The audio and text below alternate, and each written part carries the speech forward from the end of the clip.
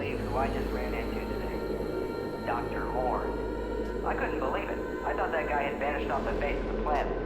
I mean, he keeps himself cooped up in those labs all day long. Sure as hell hope they have a shower in there or something. Good Lord, does he need it. Anyway, we got to talking during our lunch break. Apparently, the good doctor's getting ready to file some complaints against multiple people. One of which being Security Officer Sisk.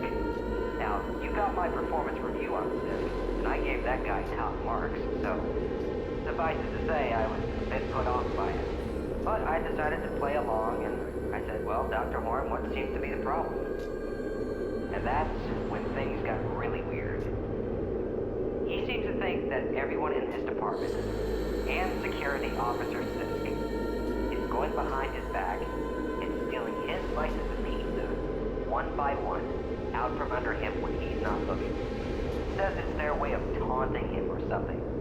Then he goes on about saying how he thinks some of the other doctors on his team are trying to break into the labs that he and Dr. Junik only have access to. And he's even said that he's gone as far as putting down fingerprint lifting powder to catch them by trying to match their prints.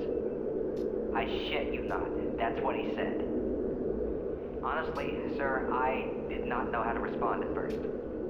I mean, normally I would have been all witty and sarcastic-like, but this was a whole new level of weird that I just wasn't prepared for, especially with this guy, So I asked him, do you have any proof? He just looked at me straight in the eye and said, I can smell the pepperoni on their breath. Then he turned around and walked away.